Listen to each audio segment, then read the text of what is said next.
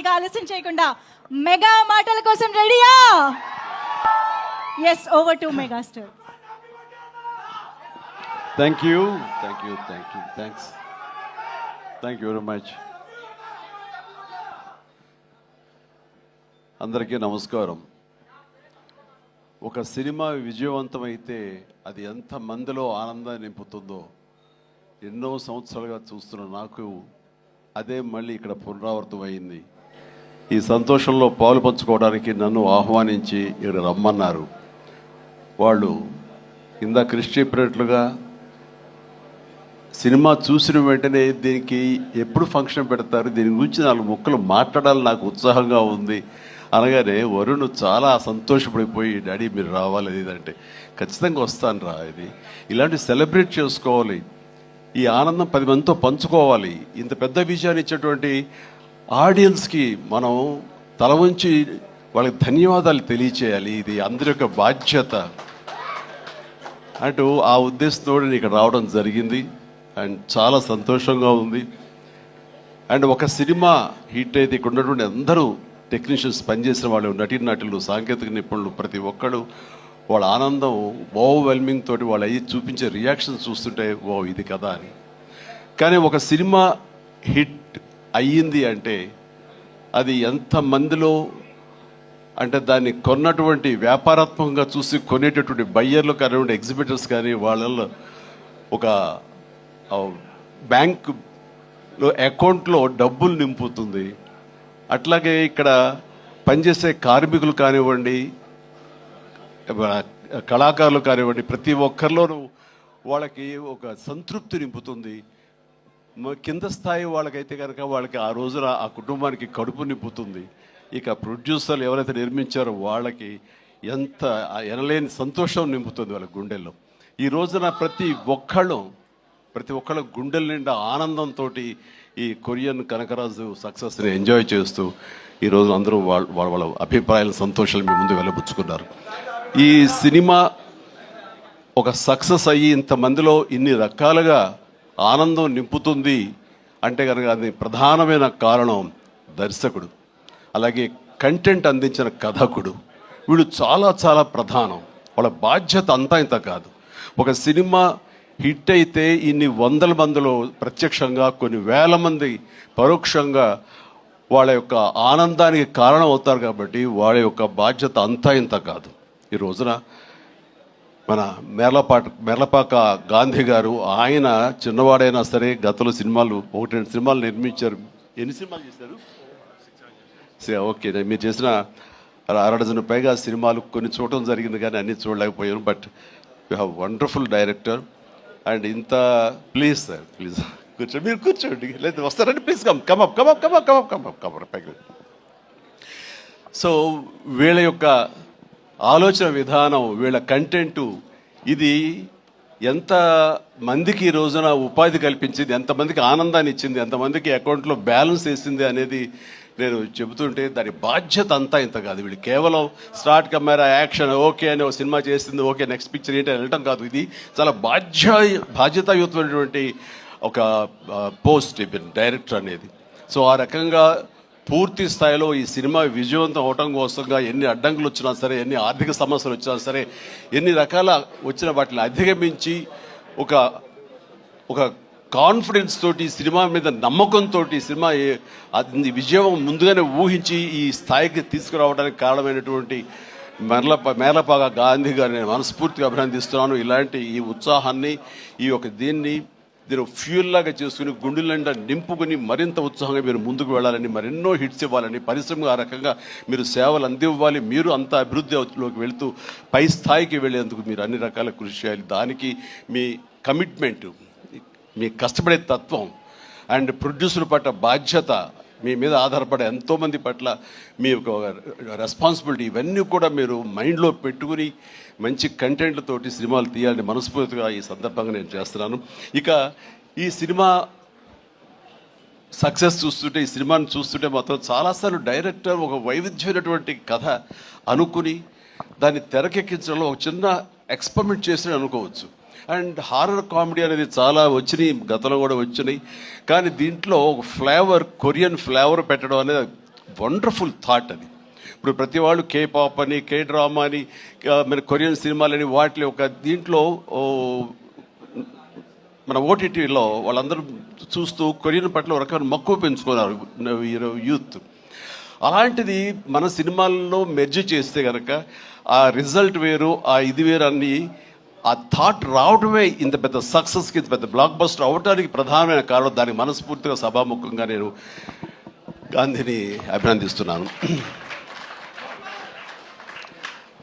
And ఈ సినిమాలో ఇంత రసవత్తరంగా సాగింది, ఇంత కమర్షియల్గా ఇంతమందిని ఆకట్టుకోగలిగింది అంటే ప్రధానంగా వరుణ్ తేజ్ ఇక్కడ నేను ఏది మాట్లాడిన ఒక బిడ్డగా కాదు, ఒక వైవిధ్యం వెల్కమ్ చేసి కేవలం ఒక సేఫ్ జోన్ కాకుండా రిస్క్ అయితే అయ్యింది, నేను అందరిలాగా కాకుండా వెరైటీగా వెళ్తూ ఉండాలంటూ ఆ కోరిక మేరకు, ఆ యొక్క జిజ్ఞాస మేరకు క్రిస్ గారి ఆయన కంచె నుంచి చేసిన, అంతకుముందు ఆ సినిమా ఫస్ట్ సినిమా ముకుందా చేసిన ఒక్కొక్క సినిమా, అలాగే స్పేస్ నేపథ్యంలో అంతరిక్షం చేసిన, ఇలా ప్రతి సినిమా చూస్తుంటే ఒక్క సినిమాలో కనిపించడం మరో సినిమాలో కనిపించలేదు. ఇప్పుడు మనం అందరూ ఏవి చూసాము, డిఫరెంట్ గెటప్స్ తోటి వెళ్తూ ఆ చేసిన ఆ కొన్ని సినిమాలు కూడా వైవిధ్యం చూపిస్తూ ముందుకు వెళ్తున్నాడు అని అంటే కనుక అతడు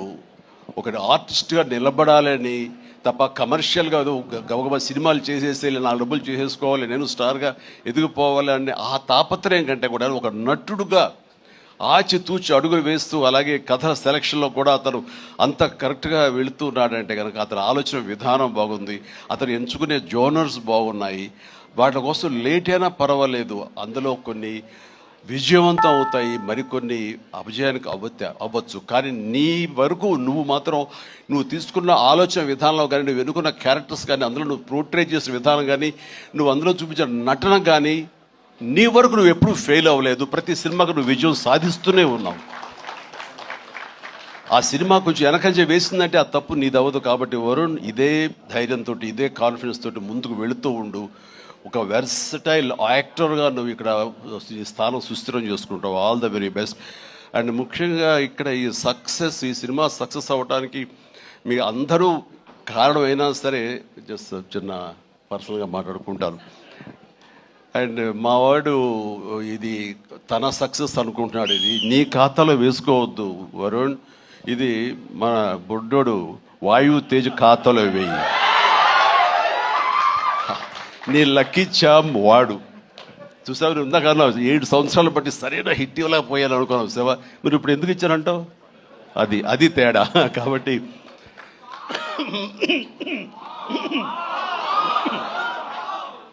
మా లక్కీ చామ్ వాయువు.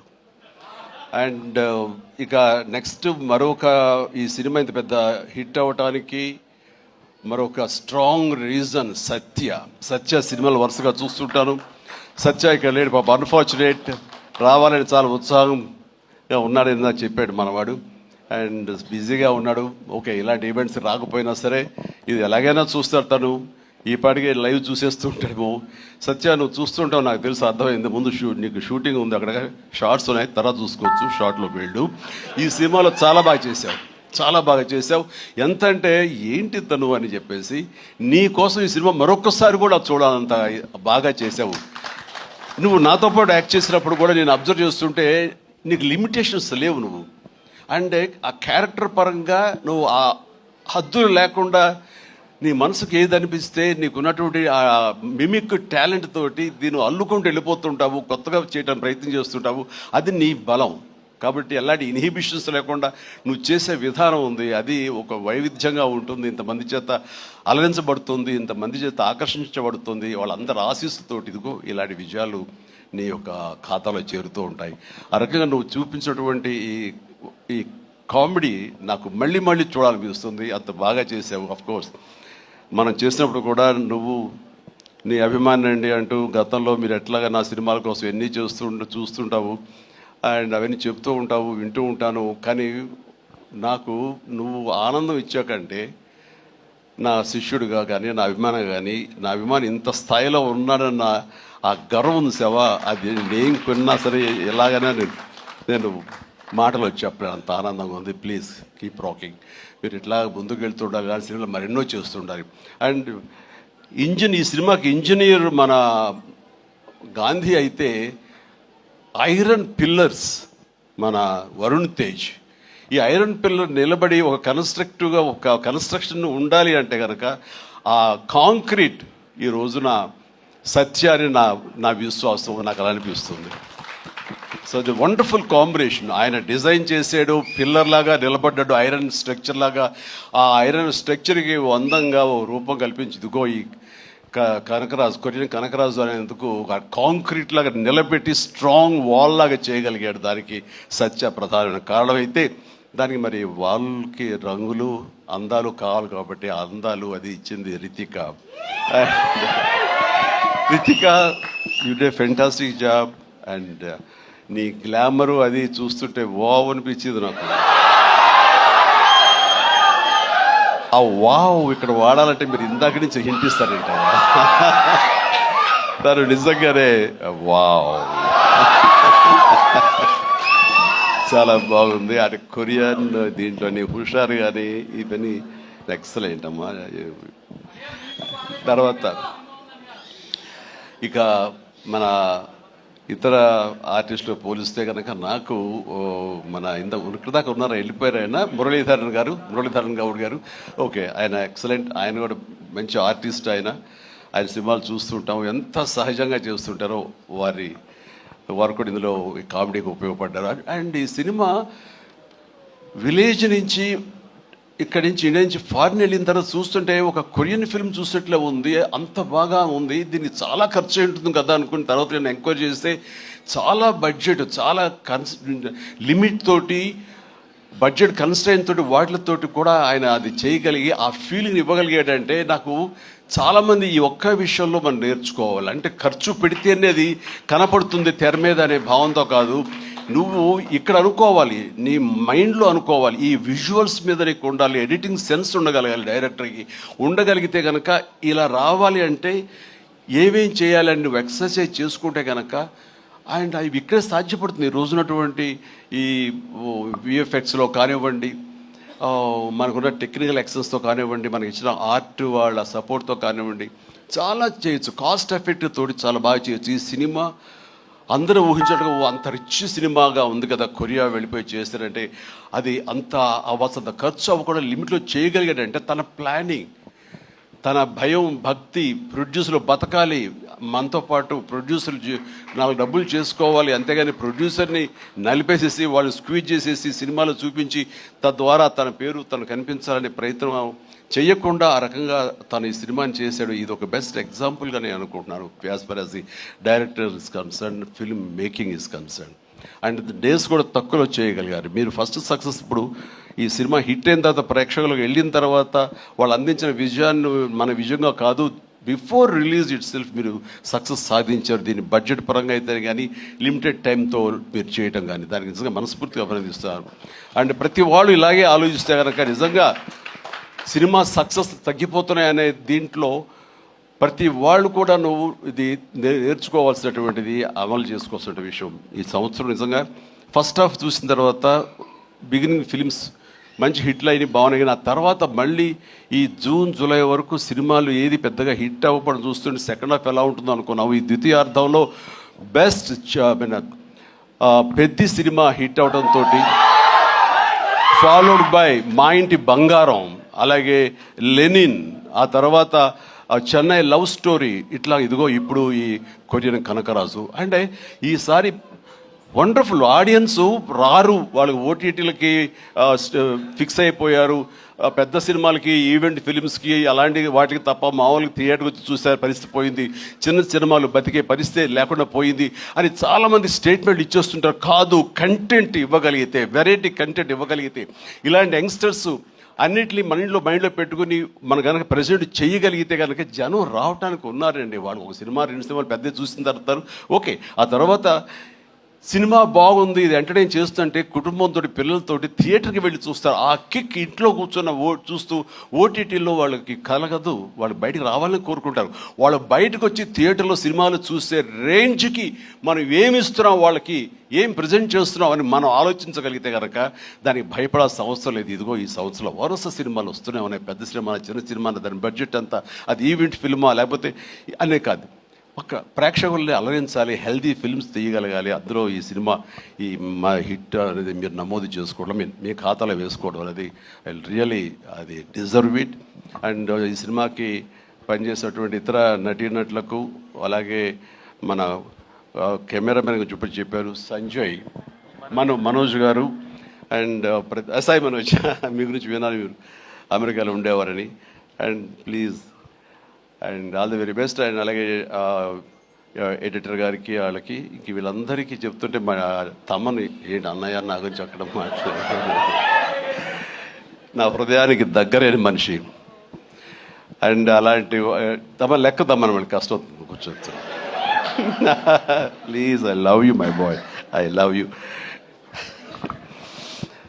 తమన్ను ఒక ఎనర్జీ బండిల్ ఆఫ్ ఎనర్జీ అండి. ఎప్పుడో బోరు కొట్టి తమ్మనికి ఫోన్ చేసి ఎలా ఉన్నావు తమ్ముడు, అనయ్య ఏంటన్నా చెప్పన్నయ్య వచ్చేయమంటావా, రాదు సదా కాసేపు ఇది అని తనతోటి ఇప్పుడు ఈ సినిమా చేయబోతున్నాను. ఆ సినిమా పేరు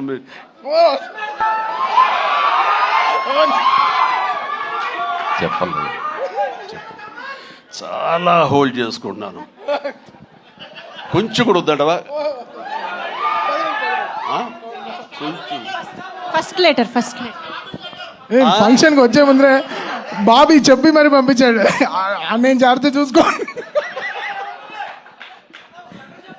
ఓకే, వాళ్ళకి హింట్ ఉన్నప్పుడు ఆపుకోలేకపోతున్నాను, బలవంతంగా ఆపుతున్నాడు చెప్తాను నేను. Okay, all right.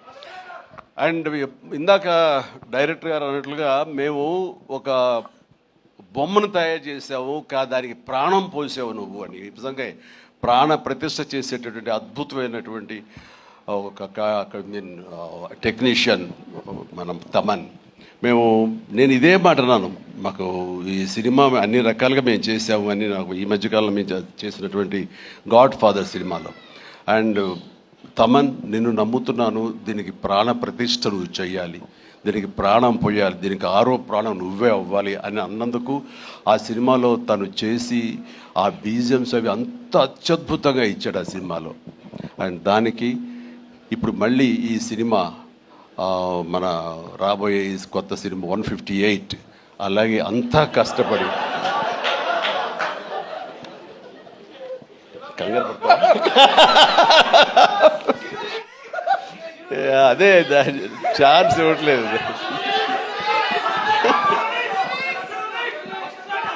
దానికి ఇప్పుడు టీజర్ రాబోతుంది నా బర్త్డే సందర్భంగా. దానికి ఇది ఆపలేవు నువ్వు, ఇంకా ఏమి చెప్పకుండా అంటే కష్టం అవుతుంది, ఇంకా చిరాకు తెప్పిస్తాను ఎంత. సో దా టీజర్ అనేది కొల్లి బాబీ చాలా అద్భుతంగా కట్ చేసినాడు. దానికి తను ఇస్తున్న బీజిఎమ్స్ అనేది అదొక లెవెల్లో ఉంటుంది. ఖచ్చితంగా మీరు ఆ రోజున మీరు వెయిట్ చేయండి. ఆ సినిమా ఆ ట్రైలర్ ఎంజాయ్ చేస్తూ తద్వారా మీరు బాగుంది అంటే అదే మీరు నాకు ఇచ్చే బర్త్డే విషెస్. తమన్, మనస్ఫూర్తిగా ఈ సినిమాలో నీ వర్క్ గురించి ప్రత్యేకంగా చెప్పక్కర్లేదు, అత్యద్భుతంగా చేసావు, ప్రతిదీ బాగుంది. అండ్ కొన్ని ఎలివేషన్స్ నువ్వు ఇచ్చినప్పుడు అంతా ఇంతగా తను ఒక సాదాసీదా ఒక విలేజ్ బాయ్ నుంచి వాడు ట్రాన్స్ఫార్మ్ అయ్యి ఒక కొరియన్ వాడు ఆవహించిన తర్వాత తన స్వాగ్, తన బడి తీసుకోవడం, తన సిగార్ కాల్చడం, ఇవన్నీ చూస్తున్నప్పుడు వెనకాల నువ్వు కనపడుతున్నావు సైమల్టేనియస్గా. అండ్ అత్యద్భుతం, ఇద్దరు పోటాపోటీ పడి మీరు కనిపించిన తీరు, ఆ సీన్ అత్యద్భుతంగా మేము ఎంజాయ్ చేస్తుంది మాత్రం hats off and really I appreciate. ఇక ఎవరి గురించి మర్చిపోయింది క్షమించండి. ప్రతి ఒక్కరికి నా హృదయపూర్వక అభినందనలు. మీరందరూ ఎక్సలెంట్గా చేశారు. కాసర్ల గారు, అలాగే బాయ్ మీరు కూడా. అండ్ అఫ్కోర్స్ మీ గురించి ఇప్పుడే నా యూసఫ్ గారండి, దావూద్ పాత్ర ఉందని విన్నారు. అట్లాగే ఎవరు ఇందాక నుంచి హాసిని తర్వాత ఐశ్వర్య అంటారు. మీరు ఎవరో తెలియదమ్మా, కానీ ఇది అందరూ మీ గురించి మాట్లాడుతున్నారు. మీ ప్రత్యేకత ఏంటో నేను కాస్ట్యూమ్స్ డిజైనర్. ఓ సారీ, ఓకే, మా ప్రొడ్యూసర్ వైఫ్. ఓకే, సో మీకు కూడా నా కంగ్రాచులేషన్స్. ఈ రోజున క్రేష్ మీరు ముందు నుంచి కూడా మీరు రాజీవ్ రెడ్డి గారి కాంబినేషన్లో మీరు సంస్థ పెట్టడం ఏంటి, దాంట్లో మీరు సినిమాలు తీయటం, మీకు నచ్చింది సినిమా ఎంత పెద్ద హిట్ అయింది ఏంటి అనేది కాదు, సినిమాలు చేస్తూ ఉండాలి, మా ప్యాషన్ ఏంటో మీకు తెలుస్తుంది. బట్ ఈ నేపథ్యంలో మీరు అట్లా ధైర్యంతో మీరు ముందుకు అలా వెళుతూ ఉన్న ఈ ప్రయత్నంలో హిట్ అనేది ఇన్విటబుల్, అది ఈ రోజున ప్రూవ్ అయింది. అండ్ నిర్మాతగా రాజీవ్ రెడ్డి గారికి అండ్ ఆయన ఫ్రెండు కో ప్రొడ్యూసర్గా నీకు, అలాగే మరొక ప్రొడ్యూసర్స్గా ఉన్నటువంటి మా కుర్రవాళ్ళు Vicky and UV creations, Vamsi, వీళ్ళందరికీ హృదయపూర్వక అభినందనలు. ఈ సినిమా హిట్ అవ్వడం అనేది ఇంతమందిలో ఆనందం కలిగిస్తున్నందుకు ఈ కారణమైనటువంటి ప్రతి ఒక్కరికి, చిన్న పెద్ద అందరికీ నా హృదయపూర్వక నా సంతోషాన్ని తెలియజేస్తూ నా అభినందనలు తెలియజేస్తున్నాను. ముఖ్యంగా ఇలాంటి సినిమాలు ఆదరించినందుకు మీ ప్రోత్సాహానికి, ఆడియన్స్కి మనస్ఫూర్తిగా thank you so much. I love you all. Thank you sir.